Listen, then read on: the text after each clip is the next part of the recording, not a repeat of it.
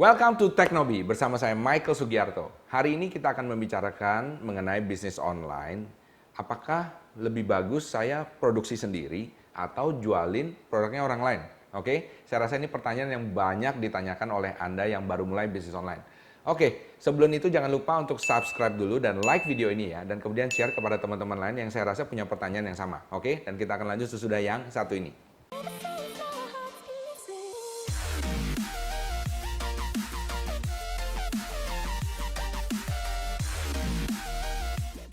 Nah, hari ini kita akan membahas mengenai hal yang saya rasa banyak ditanyakan oleh pebisnis online pemula. Bagusnya saya produksi sendiri atau saya ambil barang dari orang lain. Oke, tentunya Anda semua pengen tahu.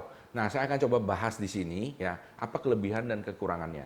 Tapi sebelum itu saya meyakinkan kepada Anda bahwa tidak ada cara yang lebih baik satu sama lainnya. Yang ada adalah cara yang paling cocok dengan kondisi Anda sekarang ini. Oke, jadi langsung aja simak apa kelebihan dan kekurangannya dari masing-masing cara tersebut.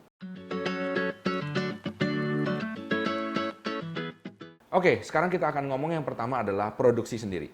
Produksi sendiri, kelebihannya apa? Oke, kelebihan dari produksi sendiri adalah satu, ya, Anda punya total kontrol dengan barang ini, ya. Berarti Anda kontrol dari bahan bakunya, Anda kontrol dari cara pembuatannya, dan kemudian Anda kontrol bahkan hasil akhirnya, packagingnya gimana. Oke, ada orang-orang yang suka banget, ya, maksudnya dia ini perfeksionis, ya, pengen segala sesuatunya itu the best, menurut pikirannya dia.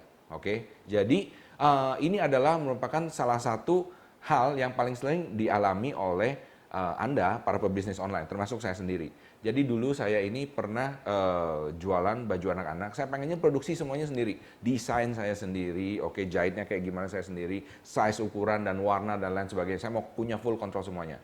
Tapi pada akhirnya saya realize bahwa produksi sendiri ini tidak semudah yang kita bayangkan. Tapi kita akan ngomong kelebihannya terlebih dahulu ya. Kelebihannya adalah Anda punya full control akan semuanya. Oke, sekarang kita akan ngomong kekurangannya apabila Anda produksi sendiri.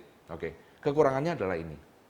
Karena Anda harus kontrol semuanya, berarti sekarang waktu Anda full di situ. Betul? Ya. Itu adalah kekurangan nomor satu yang saya rasa paling besar untuk produksi. Karena produksi itu akan makan banyak sekali waktu. Terutama apabila Anda seorang perfeksionis yang sangat detail akan segala hal, mulai dari depan sampai finishing. Oke? Dan ini akan sangat memberatkan Anda, terlebih apabila Anda harus marketing nanti, karena Anda sudah sibuk dengan produksi. Ya. Jadi mulai dari bahan baku, cara pembuatan, packaging, dan lain sebagainya, Anda harus perfect semuanya.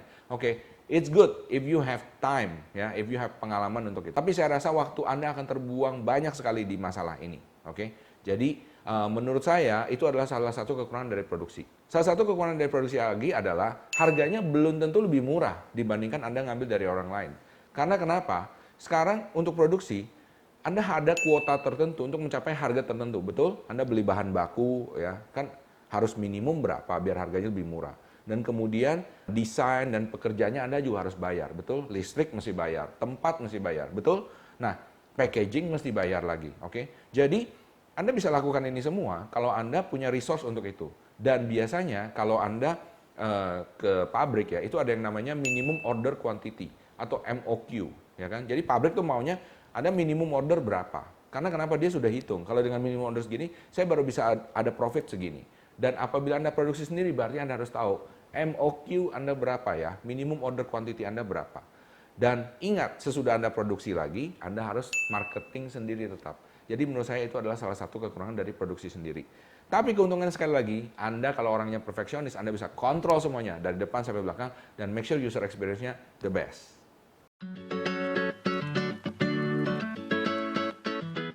Oke, sekarang yang kedua, apabila Anda ambil barang ini dari orang lain. Nah, kita akan ngomong kelebihannya terlebih dahulu. Kelebihan apabila Anda ambil dari orang lain, Anda bisa pilih-pilih. Yes, karena sekarang produsennya kan nggak cuma satu. Misalnya Anda ambil baju anak. Kan baju anak ada yang bikin dari Bandung, ada yang bikin dari Jakarta, yang bikin di Depok, dan lain sebagainya. Anda tinggal pilih aja, oke? Yang mana cocok dengan feeling Anda, mana cocok dengan passion Anda. Disesuaikan, oke? Cuma repotnya juga kalau Anda harus milih berarti Anda harus nyari, ya kan? Ketemu dengan orang-orang yang pas produksinya, oke? Jadi itu adalah salah satu kelebihannya. Anda bisa milih. Milih bukan cuma produk tapi juga milih harga, ya. Anda bisa nawar sekarang, oke? Jadi itu adalah salah satu kelebihan apabila Anda order dari orang lain, oke? Dan sekarang saya akan ngomong kekurangannya. Kekurangannya apabila Anda jualan produk orang lain, yaitu satu, Anda tidak punya kontrol. Oke, berarti dibikinnya seperti apa, ya Anda harus jual seperti apa. Oke, tapi Pak, saya kan bisa Pak, maksudnya order dari orang lain dibikinin gitu ya, maklon, kemudian saya jual.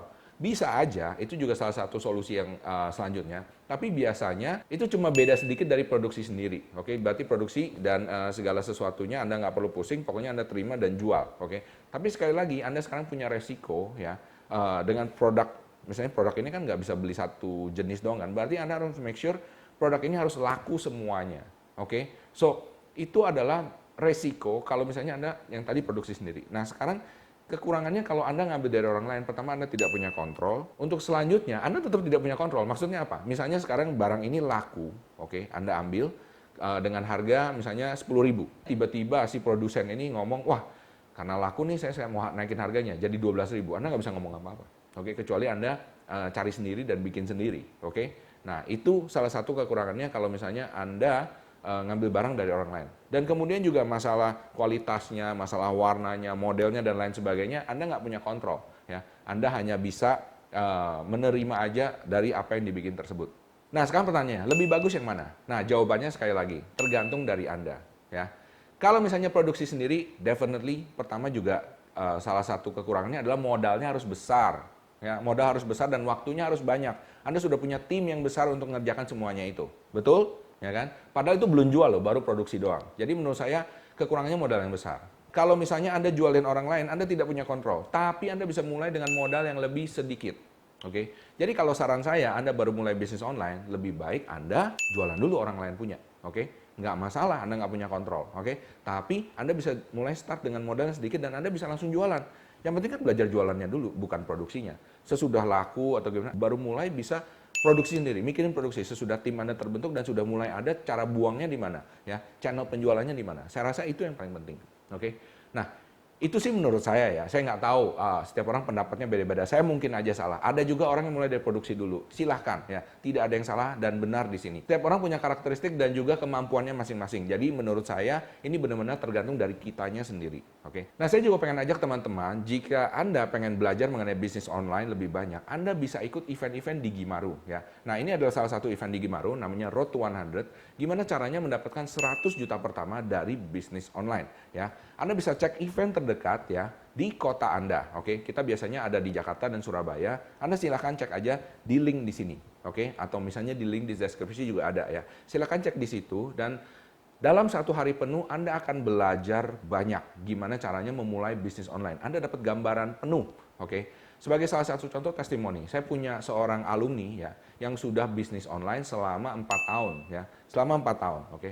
Tapi sayangnya suaminya ini tidak berbisnis online. Suaminya ini punya bengkel, oke. Dan suaminya kadang-kadang masih bingung, kenapa istrinya itu kok perlu beli barang ini, kenapa perlu hire orang banyak. Dia kan suka ngomong gini, Han, kamu kenapa sih perlu beli barang ini dan itu, ya kan? Kan kamu kan cuma bisnis online. Nah itu, jadi suaminya tidak paham bisnis online itu seperti apa. Nah suatu kali kita mengadakan acara ini Road to 100. Dan karena istrinya waktu itu nggak bisa ikut, suaminya yang ikut. Nah begitu pulang dari Road to 100 event ini, suaminya ngomong sama istrinya, Han saya sekarang ngerti ya, kenapa kamu sekarang perlu hire begitu banyak orang, kamu perlu keluar duit untuk iklan, perlu ini, perlu itu. Nah istrinya senang banget ngomong sama saya, waduh saya senang banget Pak Mike, karena sesudah 4 tahun akhirnya suami saya ngerti saya ngerjain apa. Ini lucu banget ya. Tapi ini bedanya. Di event Road to 100 di Gimaru ini, kita bukan cuma ngomong teori doang. Anda bukan cuma duduk dan denger dan catat. Enggak. Kita ada satu permainan besar namanya online shop war games ya. Di mana Anda secara interaktif bersama ratusan orang lainnya, Anda main satu game ya, di mana dalam game ini Anda akan belajar mengenai segala sesuatu mengenai prinsip-prinsip dan unsur-unsur bisnis online yang Anda perlu tahu. Oke?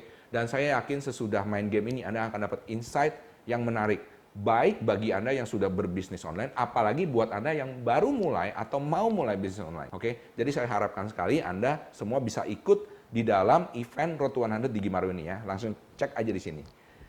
Oke, sekian dari saya. Saya harap tips ini bisa berguna buat Anda. Jangan lupa juga untuk like dan subscribe video ini dan kemudian share kepada teman-teman Anda yang memerlukan. Oke? Semoga bermanfaat. Saya doakan semoga bisnis Anda sukses selalu. Salam hebat, luar biasa.